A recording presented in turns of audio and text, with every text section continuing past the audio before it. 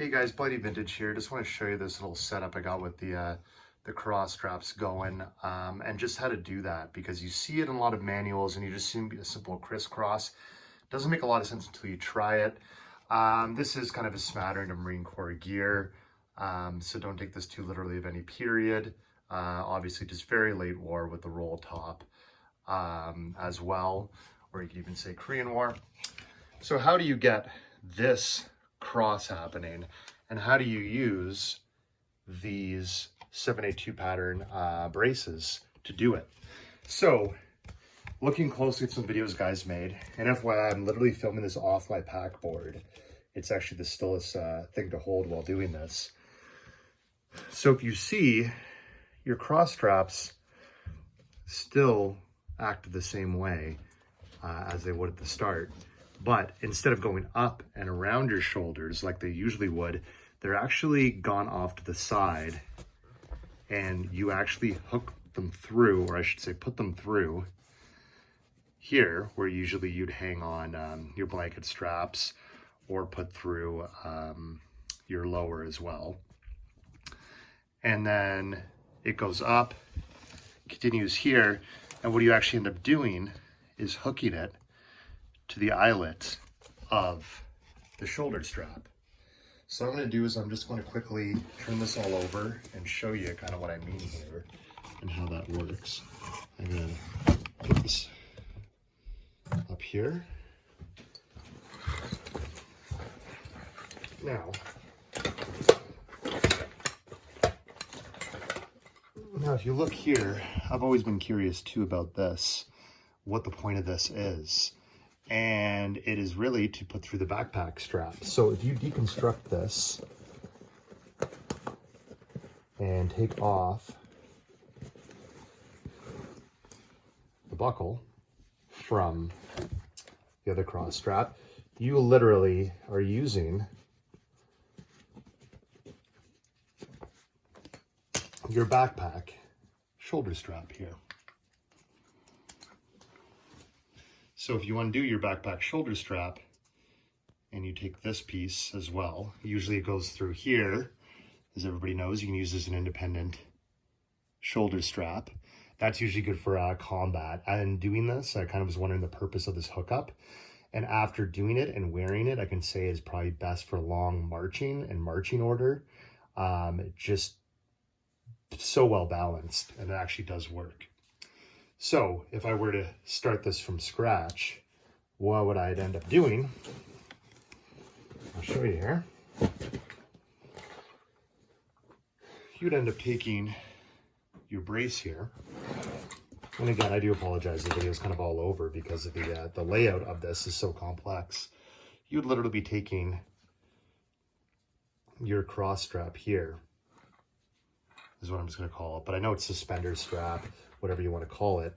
This independent piece, you'd be taking this, putting it through the opposite side of where you want it to go. This would be going around the side of you, just like kind of your M1928 haversack, similarly supporting you there. And this is going to go up, and you're like, okay, great, where am I attaching that to? Sorry, did that the wrong way.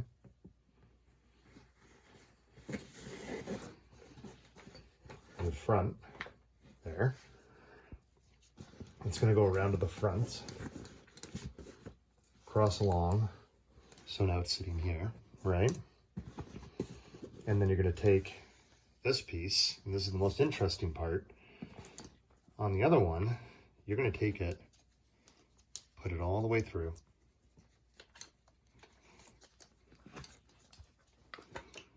Okay. Now this is the most interesting part, and this is facing forwards. What you're going to want to really do here is, and I've done it the wrong way, so you're actually going to want to loop it in from the rear if you're wearing it. So the rear of this giant O-ring. You're going to want it to come from the back. So we will do that. We're going to come from the back now. Okay. So you see that now? We've come from the back, the rear. I've readjusted the cartridge belt in order to show that. And again, you usually don't want this to the outside, you want it to the inside. So before we get too far, I'm going to spin this thing around. And again, that's why this is so complicated. You don't want to be doing this to dismount and mount your bag in the middle of a firefight. So that's why I really believe this is only marching order for extended marches to reduce fatigue. So, okay, now I got it on the inside now where I want it. Okay, so this again is part of that cross strap. Here it is, and it became disconnected. Fix that after. Pass it through under here, and you can just take off this the metal piece and put it on later. I've decided to keep it on just for ease of use for right now. And again, it goes through like that. Okay, goes all the way over your shoulder, over the back of the bag, and what it's going to end up doing is connecting here with this cross strap, like so. And then what you'll end up doing is after you've been, you know, wearing it, and I'm just going to jelly up my gear here and show you where it kind of ends up sitting when I'm wearing it, is that ends up sitting right up here. I'm sure there's better ways to adjust this. This is my first attempt ever at this cross strap pattern. So they're hooked in here. I messed around with it until it kind of fit me good. They kind of sit up here when I'm wearing them. I guess if they even set more forward, you can quickly de-strap it rather than have to take off your whole pack and then redo it and rejig it. So the purpose really here, and to be honest, it's a messy setup in my opinion, because I'll show you what can happen. Do you see here, this is not the only one I've had where this is ripped.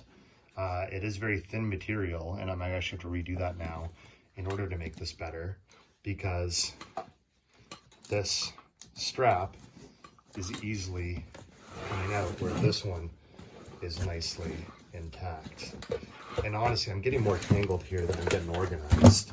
So you can see why this is not an ideal thing other than when you're about to be wearing it. So I hope that helps you guys understand a little bit more of how this setup is supposed to be, and helps me kind of understand. And when you are wearing it, you do get extra shoulder support here by this piece being double mounted. It almost feels like you're wearing those 45 dated yoke supports here that you see on the pack boards. Okay, so I hope that helps. Probably more confusing than it needs to be, but there it is.